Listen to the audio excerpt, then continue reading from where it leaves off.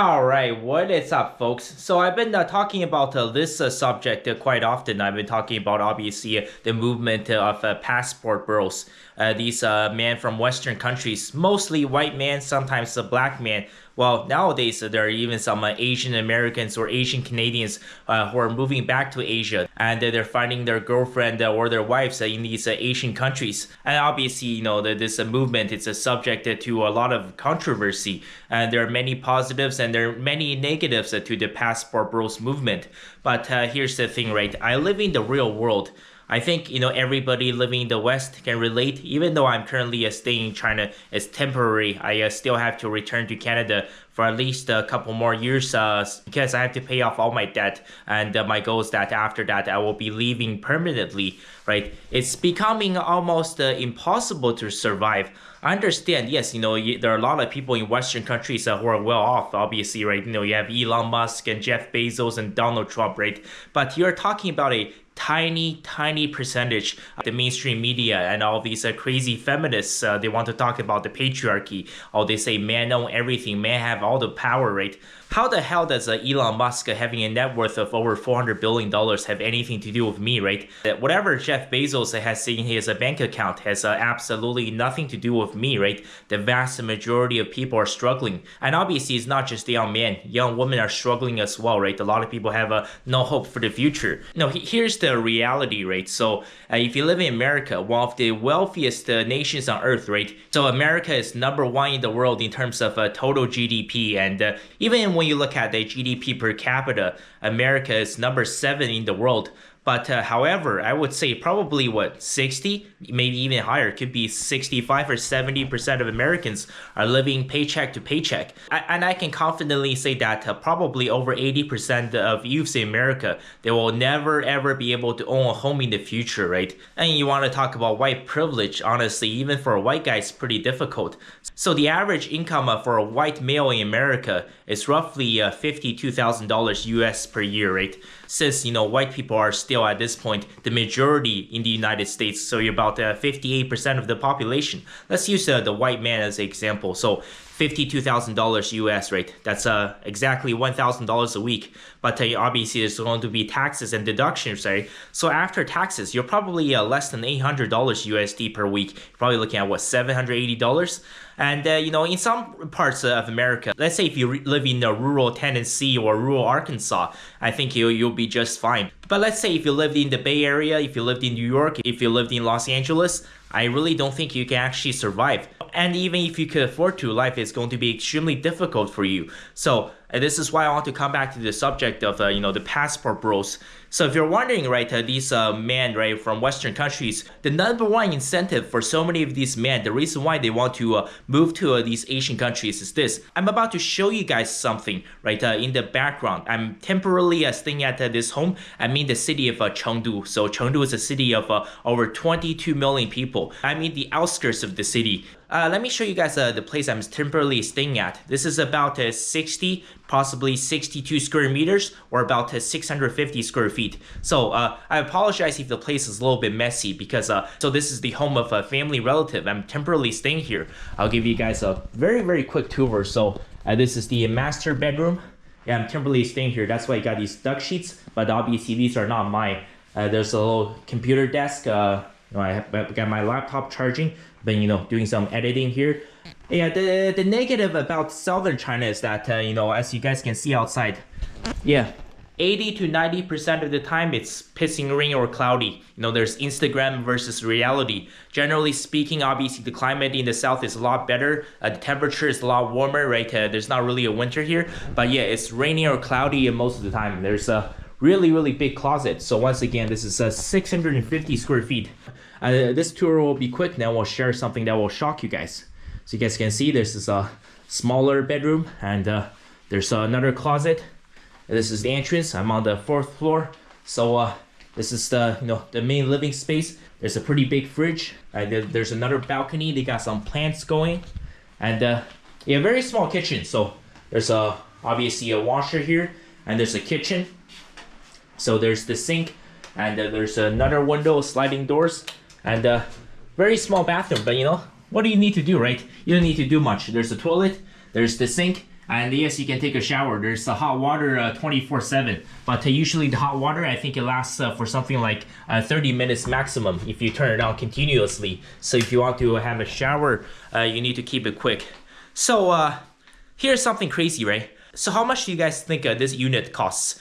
By the way, I mean a tier 1 city, right? But I mean the outskirts of the city. So obviously things are going to be cheaper down here versus if you live downtown.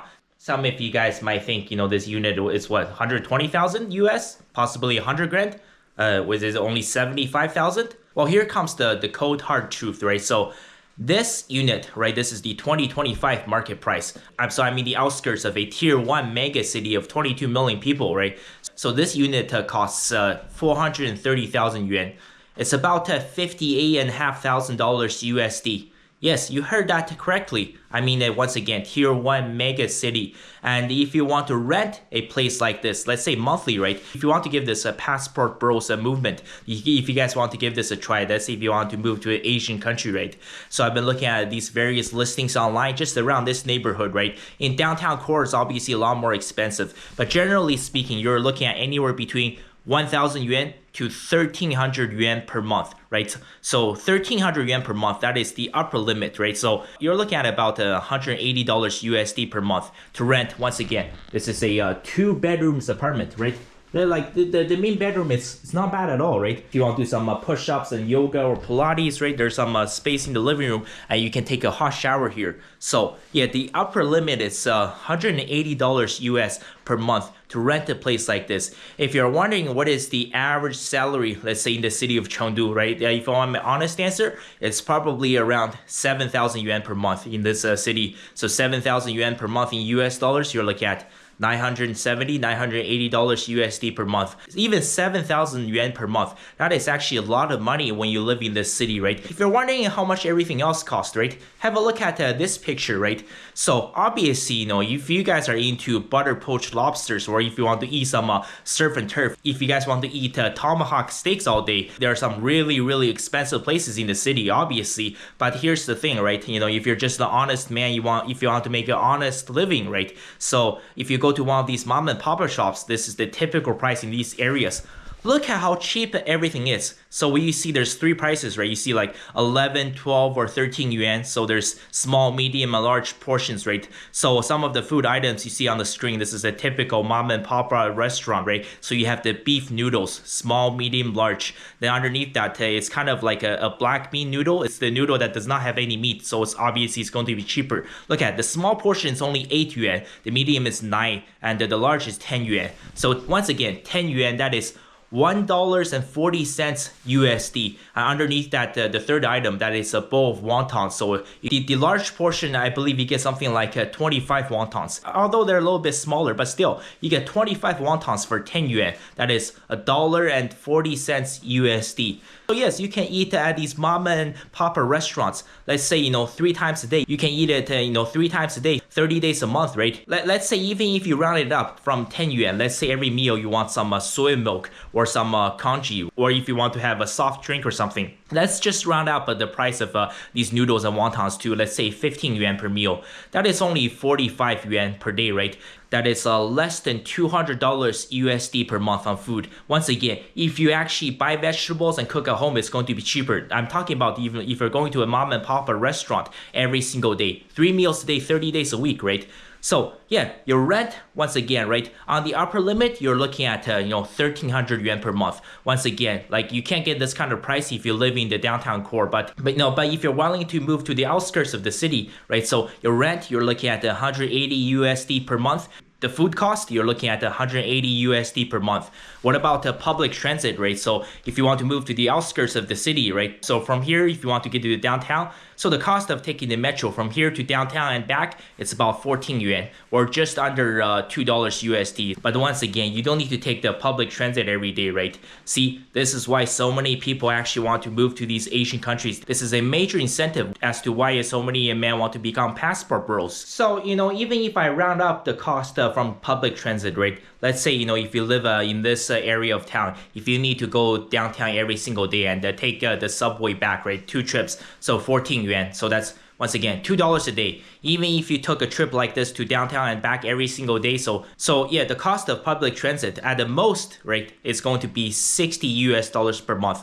Once again, let me just recap this. Let's add everything together. So on the upper limit, right, you're looking at 1,300 yuan per month for your rent. So, and let's say, you know, for food wise, right, if you don't eat anything too fancy, if you just go to these mom and papa shops, right, if you eat some noodles, some wontons, some pancakes every single day, I'll just round it up to 15 yuan per meal, right? 3 times a day, 45 yuan per day, right? Multiply that by 30. That is 1,350 yuan. So once again, this covers your rent, this covers your food, and for public transit, right? If you take the metro to downtown and back every single day, so 30 days a month, you're looking at 420 yuan. Let's add up these 3 items together now. You're only up to just over 3,000 yuan per month. That's it. No more, no less. About $415 US. That's all you need for a basic survival. All you need is $415 US per month to live a comfortable life in the subdivision of a mega city in China. It's absolutely outrageous, right? And I'm sorry to say, I don't know what kind of videos you guys have been watching in the West, right? You know, I'm talking about an average, right? So the average income in this city, in the city of Chengdu, is about 7,000 yuan per month, right? So 7,000 yuan a month, right? You can live very, very comfortably, right? If you're very, very conservative, if you don't have a lot of bad habits, if you don't smoke, if you don't drink, if you don't gamble, right? I mean, just 3,000 yuan per month, that can cover all of your living expenses, and you can still save 4,000 yuan per month, right? So when you look at it this way, right, this is why it's so important to not just look at the raw GDP of a country. You have to look at the purchasing power parity, the 3 Ps, right? So I would say on average, right, things are a lot more affordable here versus, you know, in America, because if you're an average white dude, if you're making $52,000 a year in a mega city in America, once again, right, I'm not in the countryside, even though I'm in the outskirts of the city, I'm still in a 22 million people mega city. But if you're a white man that's making $52,000 US, let's say in Los Angeles, in Houston, in Dallas, in Chicago, in New York, in Miami, you won't be able to survive. I mean, let's face it, right? The West is falling to pieces. It doesn't matter if you're on the political left or the political right. It doesn't matter which party you support, whether if you support the Tories or if you support the Labor, whether if you're a Democrat or a Republican, whether if you're a liberal or conservative. I think, yes, 80% of the people can agree that, you know, America is not as great as it used to be. Canada is not as great as it used to be, right? And I think the UK is 100% finished, right? And things have gotten outrageously expensive. So if you're wondering how some of these passport bros they're surviving in these Asian countries, so a lot of these passport bros, right, what they're doing is that they have some kind of a remote job. Let's say, you know, if you are working in the office in New York City, and if you're an average white guy making $52,000 US per year, I mean, for New York City standard, you're probably living on the poverty line. But imagine if you took that kind of money, let's say if you move to a city like Chengdu, right? You don't live downtown because it's too expensive. And let's say if you move to the outskirts, yeah, all you need is $415 US per month. So once again, the average income in this city is about 7,000 yuan per month, about $980 USD. So if you're an average guy who is making $52,000 a year in the United States, and if you come here, yeah, you are instantly a giga chad, right? This is why in so many Asian countries, for example, if you look at the stats from dating apps in Thailand, in Vietnam, in Cambodia, in Laos, in Philippines, that's why white men are so popular on these dating apps, right? The likelihood of a average white man getting a match on these dating apps in Asian countries is 5, 10, 15, 20 times higher versus the average Chinese guy or the average Japanese guy or the average Thai guy. Yeah, this is a massive factor, right? Because if you're an average white guy who's making average salary in America, let's say if you can find a job that allows you to work remotely, all you need to do is to have a laptop. All you need to do is have a Zoom or Skype or Microsoft Team downloaded on your computer, right? Listen, I live in the real world, right? I've lived in Canada for a total of over 18 years. I can understand 100% the struggles of these Western youths, right? If you're making average income, let's say in the UK or France or Australia or Canada or America, yeah, it's going to be almost impossible for you to survive. Here's the advantage of you, living in the West. If you're making the British pound, or if you're making the euro, or if you're making the Canadian dollar or Australian dollar or US dollar, here's the advantage, right? If you're an average Chinese guy who's, let's say, making average income in China, and if you move your ass to America, yeah, you're going to be the bottom barrel of the society. Yeah, your income here is 7,000 yuan per month, right? If you go to America, $980 per month, you're going to be homeless. But here's the thing, right? If you're an average guy who is making $54,000 a year USD in America, and let's say if you move to China, if you move to South Korea, to Japan, to Philippines, to Vietnam, to Laos, to Cambodia, to Thailand, you can live like a king, right? So that's why, the passport bros movement has been so popular. It's not just about, people say that, Asian women are feminine, they're more submissive. It's that, everything is 5 times, 10 times, 15 or 20 times cheaper down here. So yes, the world has changed for forever. None of us can ever go back. But we're living in the 21st century now, right? The world is more connected than ever before, right? So perhaps, if you're a youth that's really, really struggling in the West, you're thinking that, how will I be able to ever, own a home in the future? Heck, just right now, just my credit card bills, my line of credit, just trying to pay the rent, just looking at how much everything costs. I don't know if I'll be able to make it. Perhaps now is a great time for you to utilize all of your resources. Find a job that can pay you remotely and move to a different part of the world where things are 10 times cheaper. And I know, moving to a different part of the world, it can be a massive shock to you, especially, if you lived your entire life, let's say in American city, let's say if you spent the past 25, 30, 35 years, let's say in Dallas, Texas, right? You've never ever lived anywhere else. But, desperate times call for desperate measures. So perhaps, joining the Passport Bros movement is not a terrible idea after all. Thank you guys so much for staying all the way until the end. I will come back to this topic. Everybody knows that I'm breaking down. Everybody knows I ain't faking now. Everybody knows my heart's vacant now. Yeah,